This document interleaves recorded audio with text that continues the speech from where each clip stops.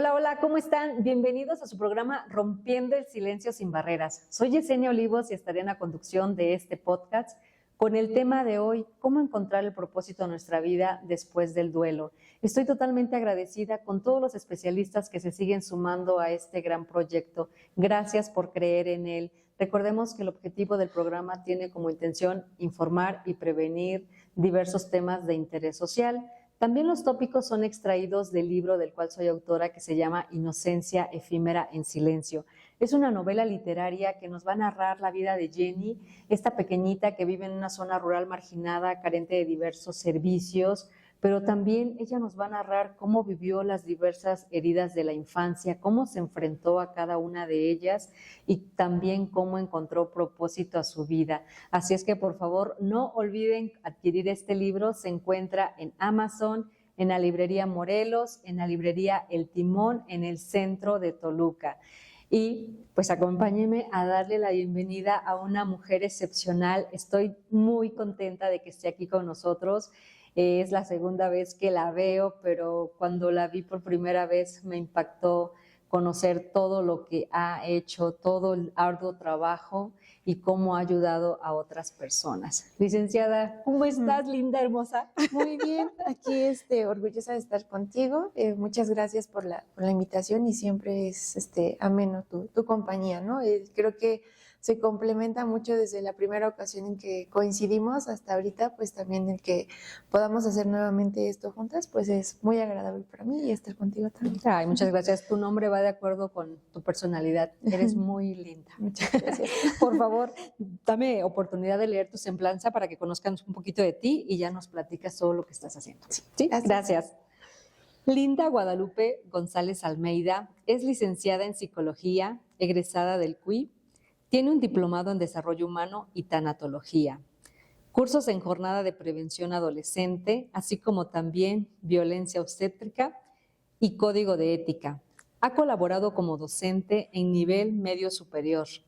Además, laboró en el Centro Oncológico Estatal ICEMIM en psicooncología en pacientes con cáncer, proporcionando contención emocional, intervención de crisis y apoyo psicológico de terapias grupales. Actualmente labora en el Hospital Materno Infantil en el área de psicología perinatal, consulta a mujeres embarazadas, ginecológica y climaterio. Linda, bienvenida a tu casa nuevamente. Muchas gracias por estar aquí con nosotros. Por favor, cuéntanos cómo es que has hecho todo esto. Yo creo que ha sido difícil trabajar, por ejemplo, con pacientes con cáncer, pero platícanos, por favor. Sí, pues más que nada es brindarse ese acompañamiento, esa escucha activa a las personas, en este caso que están pasando por un duelo ante una enfermedad, ¿no? La pérdida de la enfermedad y todo lo que involucra, ¿no? Porque no necesariamente termina en muerte, pero pues sí se ven limitados a muchas circunstancias de sus actividades, ¿no? Personas que eran muy activas, llega el cáncer o llega alguna otra enfermedad, porque también puede ser diabetes, puede ser alguna cuestión que nos limite de nuestras capacidades físicas, ¿no? Y ahí es cuando surge el impacto de decir, ya no soy el mismo o la misma de antes, ¿no? ¿Qué me está pasando? No me gusta estar así, no me gusta depender de un medicamento. Entonces, el acompañamiento preciso oportuno de un nivel secundario, porque el prioritario es la familia, ¿no? Y cómo la familia también tiene esa red de apoyo para con ellos, pero en muchas ocasiones no está, ¿no? Entonces, esta fortaleza psicoemocional al paciente de decir, pues, no estás incapacitado del todo, puedes continuar, va a haber limitaciones, sí, pero pues estoy aquí, ¿no? Para escucharte, para acompañarte. Y hablando del duelo, pues no siempre vamos a entender, ¿no? A la persona, siempre más bien es acompañar y pues escucharla, ¿no? Entonces sí es complicado porque pues si digamos el duelo se amerita a muchas otras circunstancias, ¿no? No solamente a una enfermedad, pero pues es algo que me gusta de mi carrera y estar con las personas que acuden o solicitan de mi apoyo. ¿Qué fue lo que te interesó? ¿Por qué estudiaste esta carrera y esta especialidad en tanatología? Ok, pues más que nada, al principio pienso que, hablando en los ámbitos hospitalarios, la cuestión médica hace mucho, mucho trabajo en el cuidado físico de la persona. Pero ahorita con relación a pues la experiencia que he tenido, parte del trabajo o los trabajos donde he estado, pienso que el acompañamiento emocional, incluso hasta de una intervención por alguna anestesia, pone en ansiedad a la persona, ¿no? Entonces, no se trata de invalidar que está como, está siendo exagerada, exagerado, ¿no? Es una pequeña anestesia.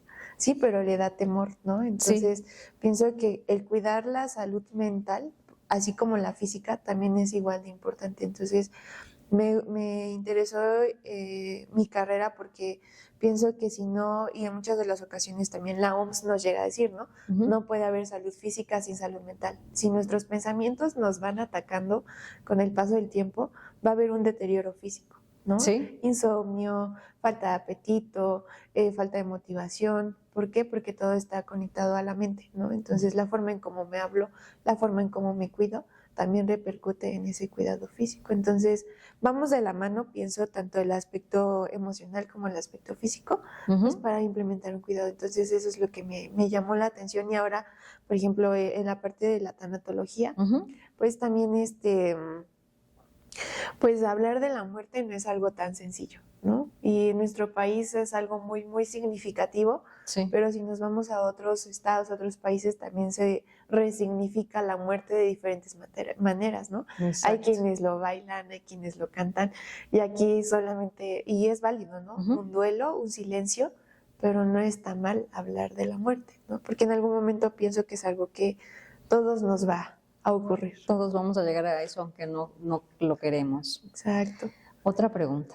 Veo que traes tu libro. Sí. ¿Ya lo leíste? Sí, claro. ¿Qué te pareció? Es un libro muy, muy interesante.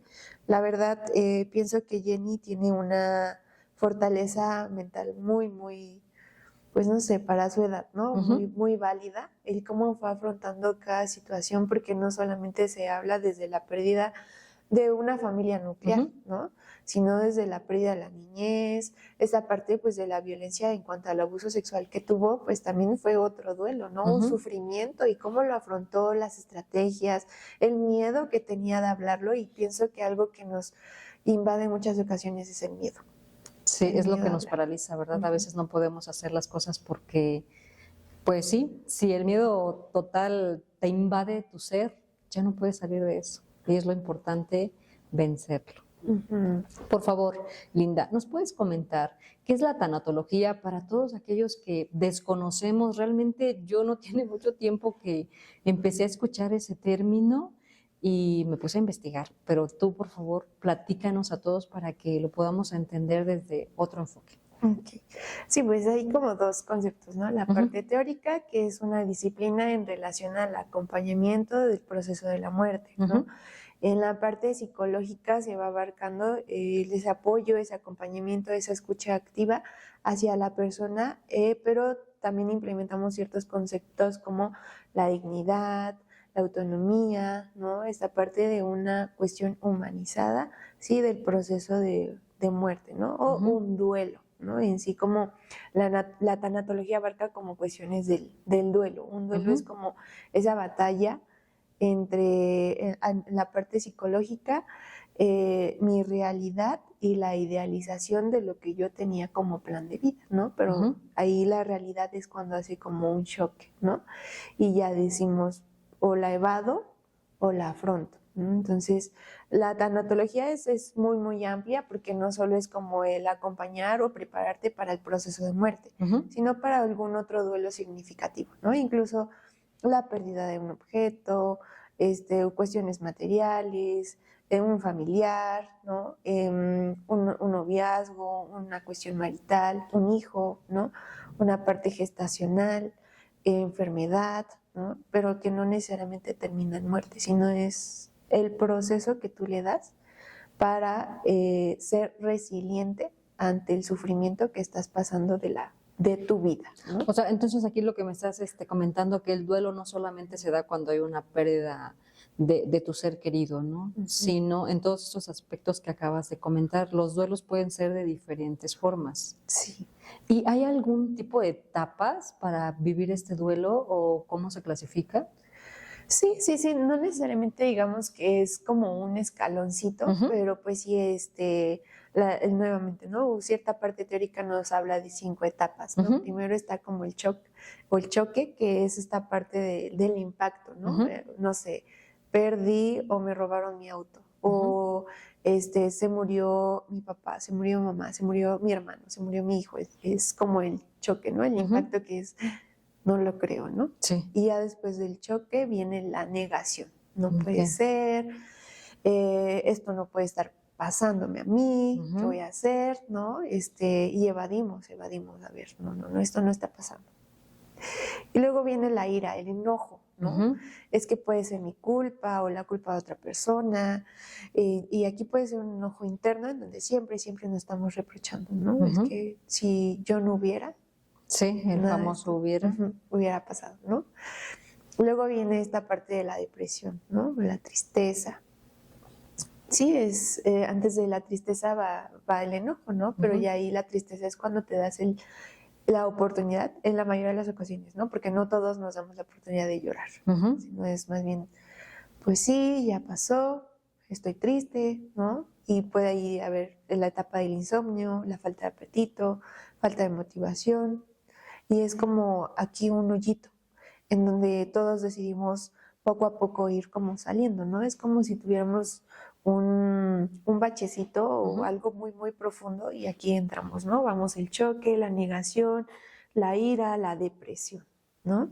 La intención es no quedarnos aquí, sino ir escalando poco a poco a través de la resiliencia, ¿no? Esta parte del afrontamiento, solución y finalmente viene la aceptación, ¿no? Hay que aceptar la realidad de lo que pues nos enoja, nos entristece o de lo que perdimos, vaya, ¿no? Okey. Perdón, de acuerdo a lo que perdimos, justo lo que comentas, en el programa anterior estuvimos hablando acerca de la prevención del suicidio. Muchas preguntas he tenido acerca de, precisamente, de cómo encontrarle propósito a mi vida después de esta pérdida, porque al bueno, de acuerdo a lo que nos comentó nuestra invitada anterior, nuestra especialista, hablaba que cuando es por suicidio, el duelo es mucho más, pues, terrible de afrontarlo. ¿Esto qué tan cierto es de acuerdo a tu experiencia? Ok. Pues sí, es complicado porque cuando hablamos de un paciente suicida, ahí hablamos el sufrimiento emocional por el que está pasando, ¿no? Ujú, Y el sufrimiento emocional lo referimos a la parte cognitiva, el pensamiento. Es que es falta de autoestima, falta de autonomía, todo el tiempo está pensando que todo lo que pasa a su alrededor es su culpa, ¿no? ujú, Entonces, el paciente suicida siempre va a ser, pues es que si ella está triste es por mí, ¿no? ujú, Y lo único que quieren acabar es con el sufrimiento emocional que tienen, ¿no? ujú, Entonces, es difícil porque en muchas de las ocasiones hablar del suicidio no quiere decir que porque el paciente vaya a una parte psicológica, no necesite una parte psiquiátrica, ¿no? Y ujú, necesita esa valoración y de la mano el psiquiatra y el psicólogo. El psiquiatra nos va a apoyar mucho, mucho con la parte del medicamento, la valoración del trastorno, la gravedad de, y es importante porque en varias ocasiones ahí los pacientes dicen, no, es que, sí, de por sí, no de ocasiones, ujú. el psicólogo es para lo que yo no estoy mal, ¿no? Sí, Ahora y el psiquiatra es como ya estoy súper mal, ¿no? sí, sí, Pero ya. no, la idea es precisamente que en compañía de estas ramas multidisciplinarias, pues aminorar ese dolor, ¿no? Ese sufrimiento emocional sí es más amplio Ujú. porque entonces la persona todo el tiempo está con los pensamientos, sufriendo, queriendo acabar con la vida, no le encuentra un propósito, no le encuentra un sentido. Para ellos no hay un sentido porque puede venir acompañado de un trastorno depresivo, un trastorno ansioso. Ujú, Y eso es lo que también hace que no encuentre un sentido, ¿no? Igual si lo abarcamos, hay psiquiatras que nos indican, ¿no? Desde la parte médica. Un cerebro sin ningún trastorno ujú, va a ser muy diferente a un cerebro que tiene ansiedad, que tiene depresión, que tiene estrés, porque funcionamos a través de hormonas, ¿no? ujú, Entonces, digamos que este cerebrito con ansiedad, depresión, no está fomentando o generando las mismas hormonas que un cerebro que le ve sentido a la vida.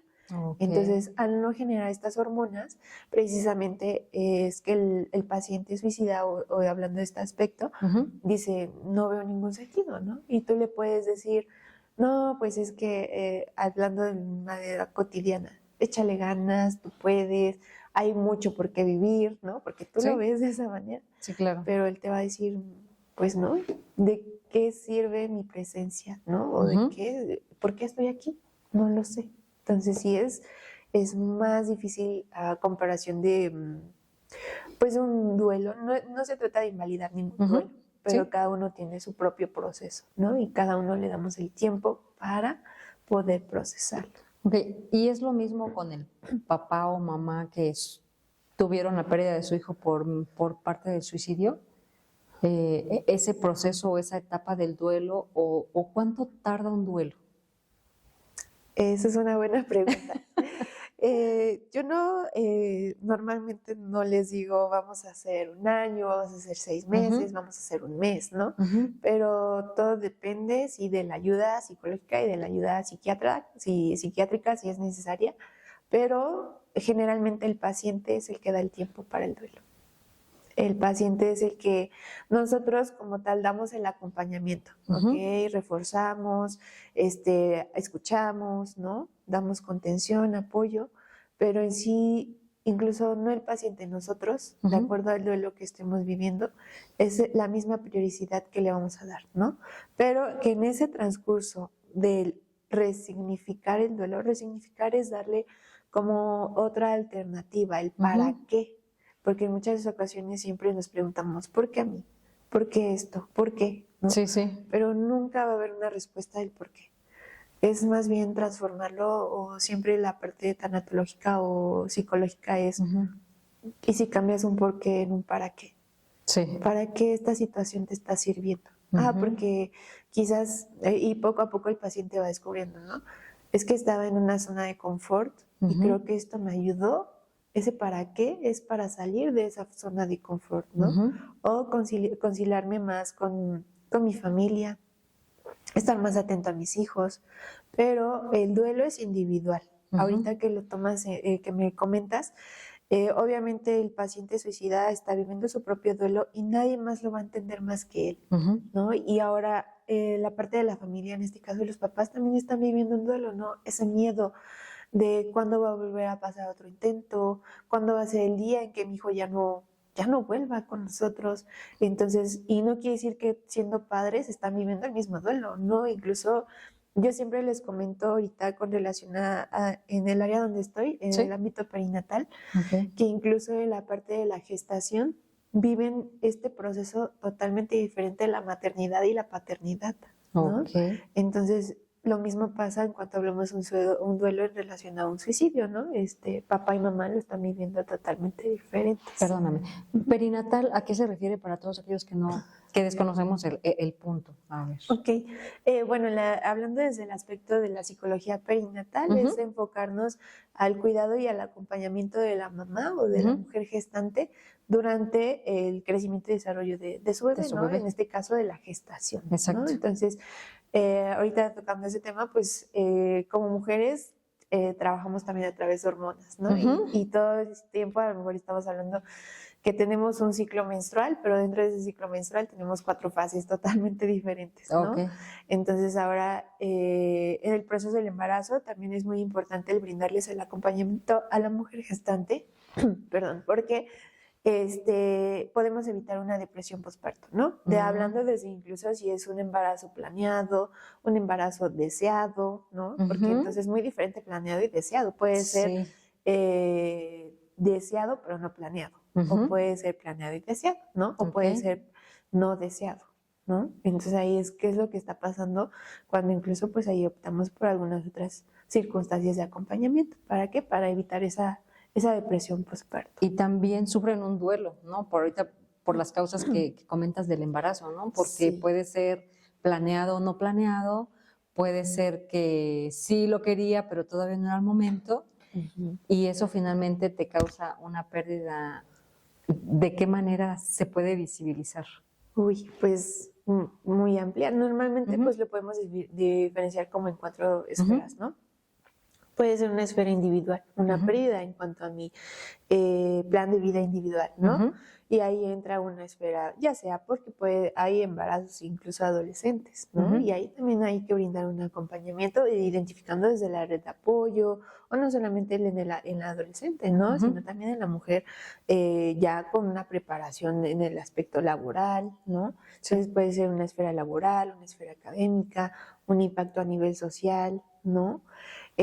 También una circunstancia en la salud, ¿no? Porque no solo se trata del embarazo, sino también de qué podemos desarrollar durante el embarazo, ¿no? A veces creemos que solo es algo que puede pasar, pero no, también incluso pues hay un embarazo de alto riesgo y quiere tenerlo, pero está en riesgo su vida o la vida del bebé, ¿no? Y ahí entra un trabajo multidisciplinario, ¿no? Todo lo que es la parte médica, la parte psicológica, ¿para qué? Para que de la mano pues la paciente se sienta apoyada, ¿no? Acompañada. Ahorita el hospital donde estoy, pues de alguna u otra forma implementa lo que es mucho el parto humanizado, ¿no?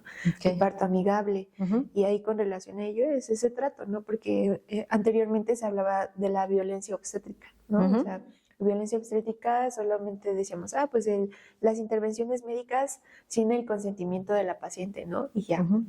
No se toma en cuenta la paciente o de la parte verbal. Esa señora, ¿no? Ya cállenla, ya cállese, ¿no? Sí. Entonces, no, eso es lo que ahorita este hospital quiere implementar, ¿no? Y está implementando, ¿no? Con relación a que sea un trato, lo que hablamos con relación al duelo, ¿no? Sí. Dignidad, autonomía y pues aceptación y resiliencia a cierta parte, ¿no? Del tratamiento, de la cuestión médica. Pero pues eso es a todo lo que se involucra en la parte perinatal, ¿no? El cuidado, el acompañamiento, tanto de la parte obstétrica, de la parte médica y en este caso de la parte psicológica, pues esa salud mental de la mamá, ¿no? Y de la mujer o de la mujer gestante más bien. Sí, claro, ahorita diste un punto fundamental porque justo cuando estás embarazada tienes todos los cambios hormonales y aparte si te encuentras con una doctora o un doctor que en lugar de que te ayude te hace sentir peor porque eres primeriza y te hacen ver realmente como si,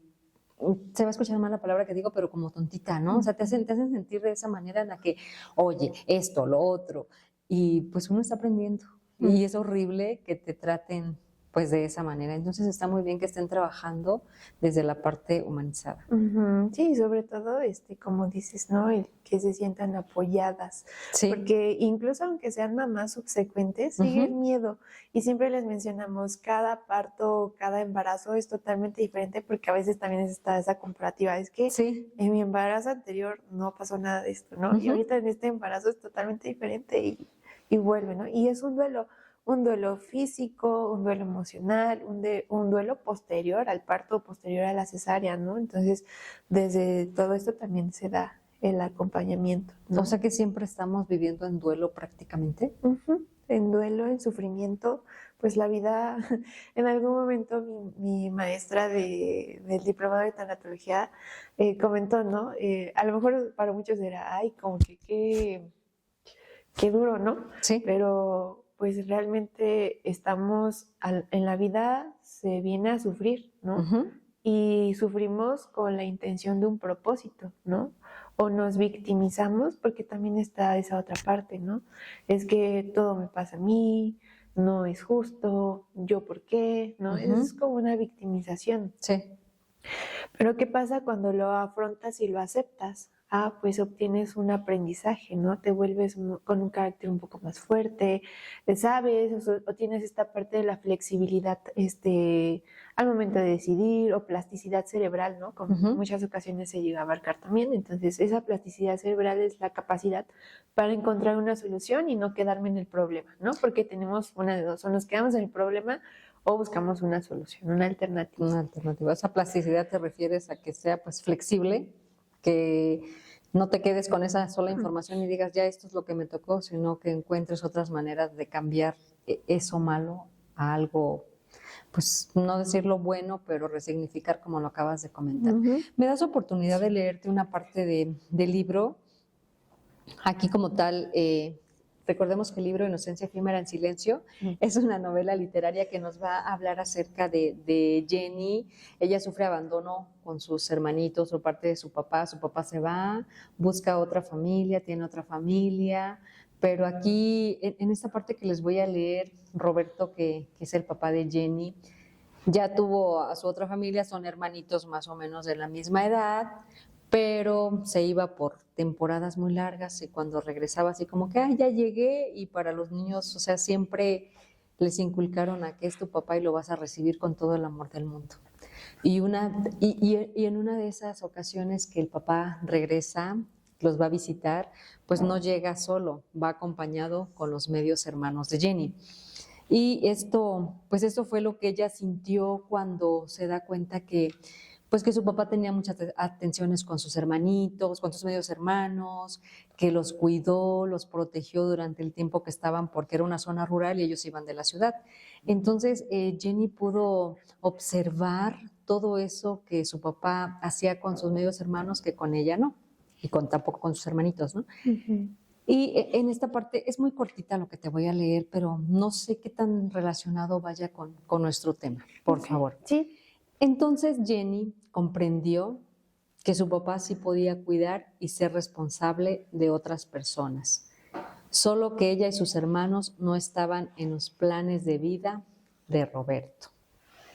Te digo, es muy cortito este parrafito, pero pues fue ella como que atrapó esa información que indirectamente su papá le estaba lanzando. Uh-huh. Y desde también una edad, pues no tan pequeña, pero tampoco tan grande, ¿no? O sea, estábamos hablando también en ese aspecto que a esa edad ella se pudo dar cuenta que independientemente sufría con el amor del padre, ¿no? Ella deseaba ese mismo trato que el papá le daba a sus otros medios hermanos, porque eran medios hermanos, ¿no? Sí. En este aspecto, pero ella se esforzaba, en alguna parte del libro también decía como que quería esa aceptación. Sí. Pero posteriormente en ese punto se dio cuenta que pues no estaba dentro de los planes de vida de su papá, ¿no? Entonces ahí es cuando entra el shock, ¿no? De decir, pues, ¿qué está pasando, no? Yo también soy tu hija, ¿no? Sí. Y a lo mejor el querer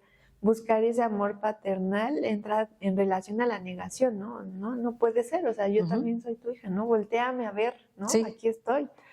Viene el enojo, la ira, o en este caso hubo más tristeza, ¿no? De por qué hay un trato diferente a nosotros. Y ahí entra como el proceso de duelo, ¿no? La aceptación de que incluso pues puede y no tenga el amor de su papá, pero tenía el amor de relación, ¿no? El acompañamiento de su mamá, de sus tíos, de su abuela, ¿no? De sus hermanos. Entonces ahí es cuando se empieza a resignificar, ¿no? Entonces quizás no tengo este amor, pero sí tengo este otro, ¿no? Y justamente como ella también buscaba otra forma para ayudar a su mamá, ¿no? Y salir adelante. Entonces desde ahí también ella abarca mucha parte del proceso de duelo, más que nada ahorita la ausencia, ¿no? De la figura paterna, que pienso que pues ahí entra otras circunstancias. Cuando hablamos de una dinámica familiar, pues ambos padres tienen que estar como bajo la misma sintonía en el estilo de crianza, el estilo de la parentalidad, en este caso, por ejemplo, cómo van a escuchar, cómo van a cubrir la parte emocional de sus hijos. Y cuando ninguno de los dos, o más bien están en sentidos totalmente diferentes, pues ahí también podemos generar heridas, ¿no? Heridas emocionales o heridas de la infancia con relación al menor, ¿no? Entonces, pues ahí Jenny tuvo esa herida en cuanto a la figura paterna, ¿no? La ausencia. Ok, sí es, bueno, no les leí toda la parte del libro porque sí, sería spoiler mucho, Sí. Pero sí, Jenny realmente va describiendo muy explícitamente cómo se sintió, cómo la hacían sentir, y es bonito ver plasmado lo que a veces no queremos decir, ¿no? Y ella lo plasma tal cual como lo sintió en su momento. Por favor, ¿nos puedes comentar? En tu semblanza comentabas que estás trabajando con personas o trabajaste con personas enfermas de cáncer. Yo creo que todos hemos tenido algún familiar que desafortunadamente pues ha partido por esta enfermedad. Y aquí, ¿cómo viven, es la misma persona, o sea, la que está enferma, cómo vive este duelo y cómo lo viven sus familiares? ¿Crees que, perdón, esa pregunta no venía, No, está bien, ¿no? pero sabes, me causó mucha duda después de leer todo lo que has hecho? Ok, sí, pues lo viven totalmente diferente. El paciente puede que lo viva con Ujú, mucho enojo o mucha tristeza, pero el familiar siempre lo va a vivir como en esta parte de tengo que cuidarte. ujú, Pero dentro del hospital, en el oncológico, la psicóloga adscrita y implementaba también ciertas pláticas para el cuidador, para el paciente, paciente y cuidador y familia, ¿no? ujú, Entonces pienso que lo que ella hace es un granito muy importante en la salud mental, porque se daba a entender que el cuidador también necesita cuidarse, ujú, ¿no? Porque a veces es como de, no, es que yo necesito cuidar a mi paciente, necesito que él está bien. Y en cualquier enfermedad ahorita, en este ujú. caso hablando del cáncer, Sí. ya siendo un pequeño, sea un adulto, surge la sobreprotección, ¿no? Ujú, Pero la sobreprotección también es otra medida de agresión. ¿Por qué? Porque precisamente el cuidador tiene la idea de, es que sin mí no va a poder, ujú, ¿no? Es que yo tengo que cuidarlo, está pasando bien, ¿no? Nuevamente, quizás lo victimizamos. ujú, Viene, no va a poder, tengo que cuidarlo y si él sin mí no lo va a lograr, ¿no? Y cualquier cosita estamos al pendiente. Pero entonces hay que hacer énfasis en que no porque tenga una enfermedad quiere decir que va a estar limitado. Y eso es lo que en ocasiones enoja al paciente, ¿no? ujú. Es que no me dejan hacer prácticamente nada, Ok. ¿no? Y yo estoy cansado, no me gusta que me ayuden en muchas cosas. Y ahí es cuando se tiene que trabajar la comunicación con la familia, con el cuidador y con el paciente, ¿no? A ver, ¿qué necesitas tú de ellos? ¿Qué necesitas tú del paciente?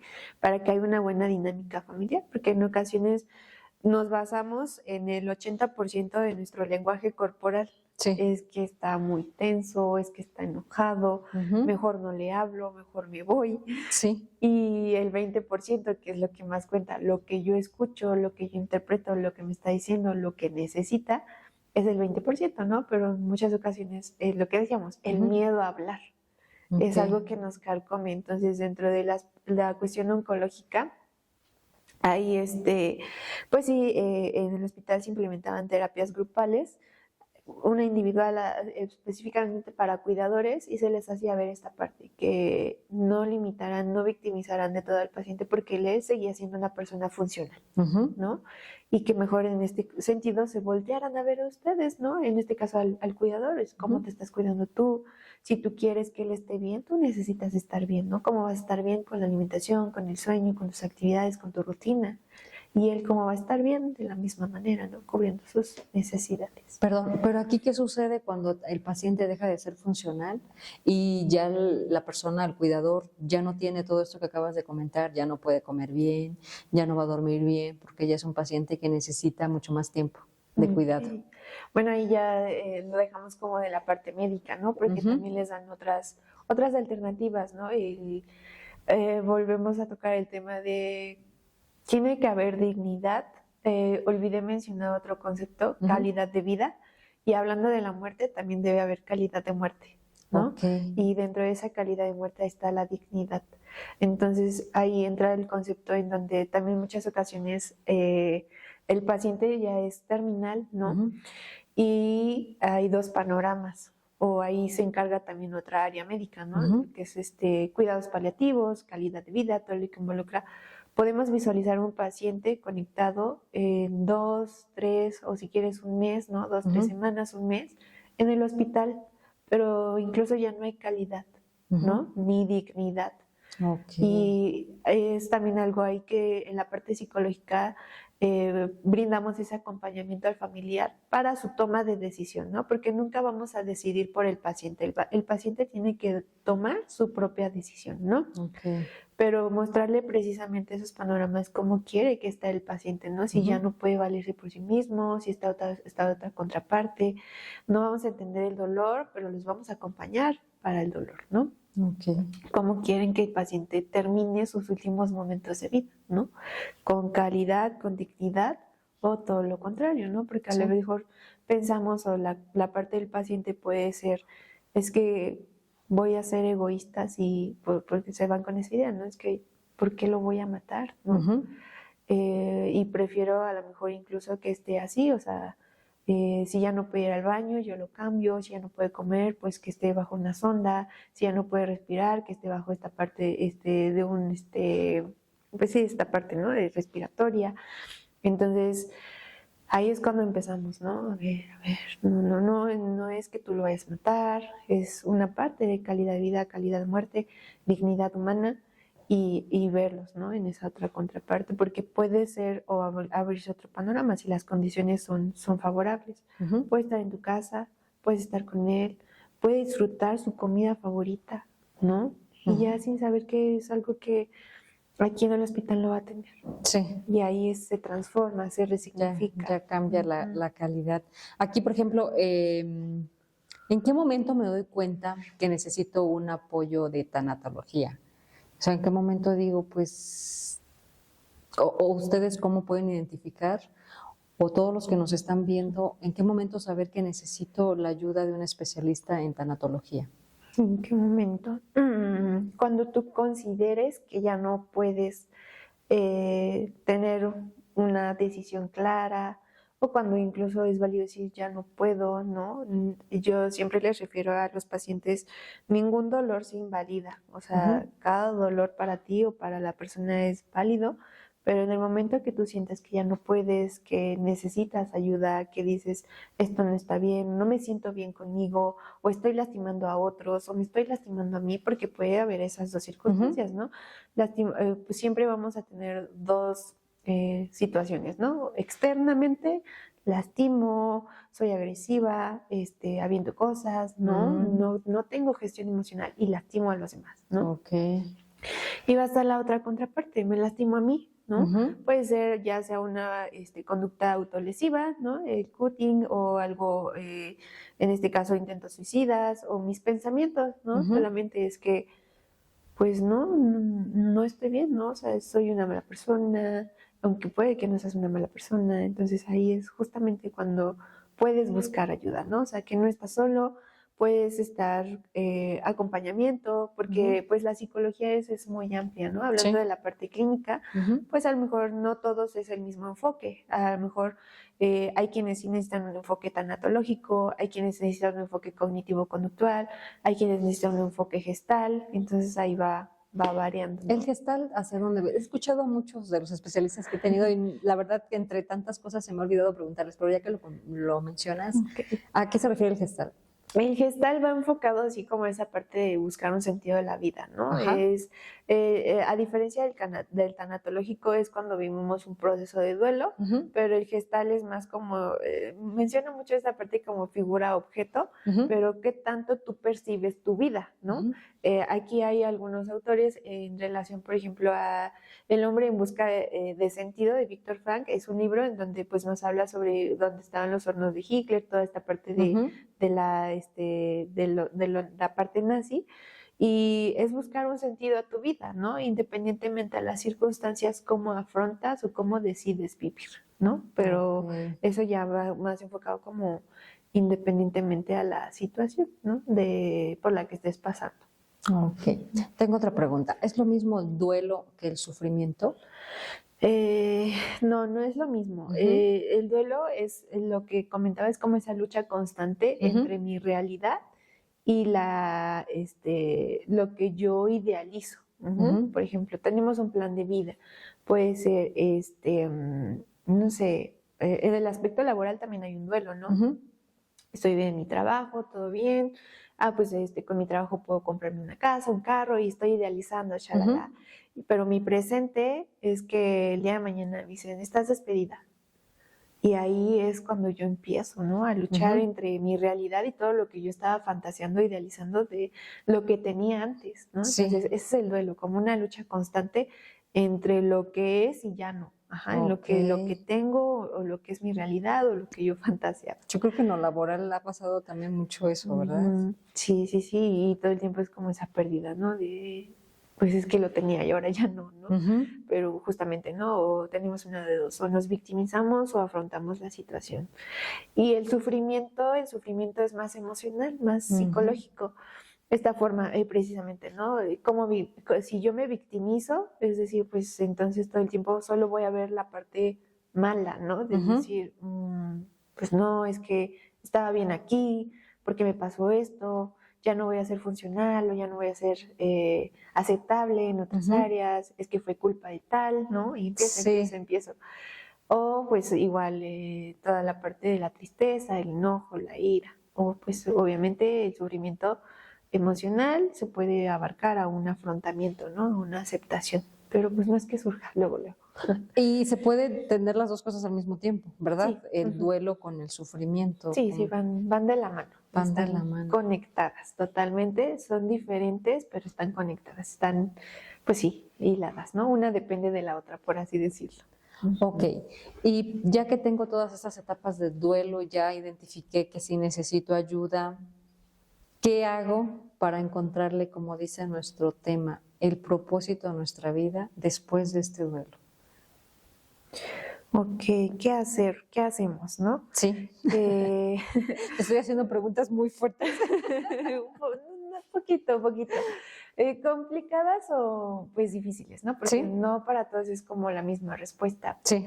¿Qué hacemos? Pues es que todo va a depender de las herramientas que tengamos, incluso desde la red de apoyo, la familia, la pareja, los amigos, los hijos. Sí. Desde ahí va a ser el qué hacer, ¿no? ¿Qué hacemos para encontrarle un propósito a la vida?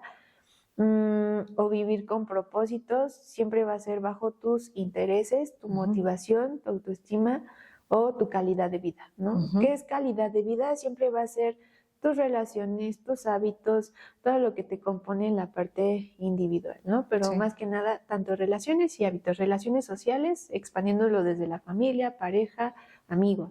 Y tus hábitos es como te cuidas, ¿no? Entonces, desde ahí, entonces, ¿qué hacemos, no? Si tú dices, ya identifiqué que, pues sí, toda esta parte del proceso de duelo, no estoy durmiendo, no estoy comiendo y aún así decido no cambiar, entonces esa va a ser tu respuesta, ¿no? Todo el tiempo vas a estar en ese canal, en esa línea. Pero llega un momento en donde tú puedes decir, no me gustan mis hábitos, no me gustan mis relaciones, quiero hacer un cambio, entonces desde ahí inicia el qué hacer, ¿no? Porque normalmente piensan que también por ir al psicólogo les vamos a dar una respuesta, ¿no? Sí. Decir, tú tienes que hacer esto, tú tienes que hacer otro, pero el psicólogo jamás va a dar respuestas, jamás te va a decir qué hacer. ¿Por qué? Porque entonces ya te está diciendo una alternativa que yo haría, ¿no? Por ejemplo, tú vas a consulta, me dices, ¿qué hago? ¿no? Sí. Y yo te digo, pues haz esto. Sí. Entonces ya lo harías bajo lo que te voy yo a culpar. haría. Exacto. Y aparte, pues no te responsabilizarías de tus conductas, ¿no? Entonces ahora la pregunta aquí yo que siempre les planteamos, ¿no? ¿Qué te gustaría hacer? ¿No? Y ya ellos empiezan, o como pacientes empiezan a buscar otra alternativa, y desde ahí, ¿no? Entonces, eso es lo que se tiene como iniciativa o propósito, ¿no? Todo lo que tú tengas que hacer tiene que ser para ti, solo para ti, porque si a veces hacemos como una motivación externa, no sé, es que lo voy a hacer por mi pareja, es que lo voy a hacer por mi familia, por mis hijos, solo lo vas a hacer como una recompensa. Y cuando lo obtengas te vas a seguir sintiendo vacío o vacía, ¿no? Es que lo hice por ella, pero nada de lo que hice valió la pena. Sí, porque estás idealizando que con eso que vas a hacer vas a llenar el hueco de la otra persona. O el tuyo también, ¿no? O vas a tener un cambio. Pero no, la realidad es eso, que ¿qué hacemos? Pues todo tiene que ser desde la iniciativa individual, tus cambios de hábitos, tus cambios de actitud, porque la actitud es muy importante en el afrontamiento del problema, ¿no? Volvemos a lo mismo, o te victimizas o lo afrontas. Tu actitud, tus hábitos, tu calidad de vida y tu red de apoyo, ¿no? Porque tampoco quiere decir que tú vas a moldear o mejorar el contexto donde te encuentras, no. Muchas ocasiones el contexto no se moldea, sino te moldeas tú, te transformas tú para afrontar. Tú te adaptas a hay lugar, no hay lugar a ti. Exacto. Oye, ¿hay algún caso relevante que hayas tenido que nos quieras platicar antes de que cerremos nuestro programa?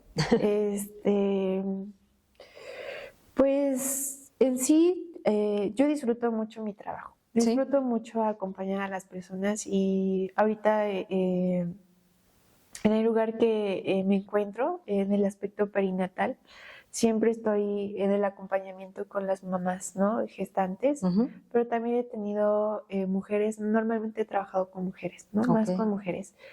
Y a veces me pregunto, qué difícil es ser mujer, ¿no? Pues más que nada por los cambios, la parte de que pues también tenemos varias pérdidas. No es porque decir, los hombres es diferente, no, Sí. todos, tanto hombres y mujeres estamos sufriendo, pero al menos sí, en la mayoría de las ocasiones he tenido casos con depresión, ¿no? Depresión, ansiedad, duelos. Entonces ahí es cuando creo que es una recompensa para mí el que ellos digan, la verdad, yo les digo, nunca va a ser un cambio de un mes. Incluso podemos llevar un año en terapia o medio año en terapia, pero la intención es que no recaigan, ¿no? Y un caso pues sería más enfocado a las pérdidas gestacionales y a los trastornos de depresión, ¿no? En donde en ambos una pérdida gestacional, la pérdida de un hijo, creo que es algo que hay mucha afectación, ¿no? Que mayor duelo en cuanto a un familiar o con un esposo o una esposa, pero la pérdida de un hijo pienso que es más impactante. Y en el caso de juntarlo con un trastorno depresivo, pues también, ¿no? Porque no están encontrando un propósito. En ambas partes no hay un propósito tras esa pérdida, ¿no?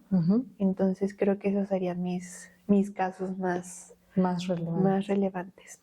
Por favor, Linda, ¿algún mensaje que quieras dar? Ok. Pues el mensaje siempre va enfocado a que somos responsables de nuestras propias decisiones, de la forma en cómo queremos guiar nuestra vida, planearla. Entonces, creo que es válido que si en algún momento dicen no puedo, está bien, no podemos porque no podemos con todo, ¿no? Sí. Pero que si en su momento ustedes requieren ayuda, pues pueden buscarla, ¿no? Que no tengan miedo de hablar, que no tengan miedo de expresarse, porque normalmente es como, ¿cómo estamos, no? Y la frase cotidiana, bien, ¿no? ¿Y Sí. qué es bien? Pues es que no estoy bien, pero es lo cotidiano, ¿no? Es lo normal. Sí. Porque si yo digo mal, entonces la otra persona no va a saber cómo apoyarme, ¿no? Y tampoco es como que digamos, necesito que me apoyes, ¿no? Simplemente pienso que en la mayoría de las ocasiones, si brindamos un buen acompañamiento, ¿cómo se compone de una escucha activa? A veces ni siquiera la persona quiere que le externes, que le verbalices, solamente quiere que la escuches. Que la escuches. Y con eso es suficiente, ¿no? Porque tampoco se trata de estar buscando soluciones para las demás, ¿no? Sino acompañar y que nosotros mismos busquemos nuestra propia solución que nos va a funcionar para estar satisfechos, para estar bien con nosotros, ¿no? Entonces somos los únicos responsables de nuestra vida. ¡Uy, qué bonito mensaje! Qué hermoso. Muchísimas gracias, Linda. Gracias. Ay, estamos heladas. ¿Está haciendo un frío? Sí, un poquito. Oh, delicioso. Tu café, a ver si no ya está, en lugar de ser un capuchino, ya es un frappé. Un frappé, pero muy rico. Muchas gracias a todos. Espero que en verdad les esté gustando el programa. Espero que toda esta información les sirva. Recordemos, hablemos para sanar y escuchemos para prevenir. El libro Inocencia efímera en silencio se encuentra en Amazon, en la librería Morelos, en la librería El Timón, en Toluca. Muchas gracias por todo. No olviden suscribirse a nuestras redes sociales. Nos vemos la próxima semana. Soy Yesenia Olivos y hasta pronto. Abrazos y bendiciones.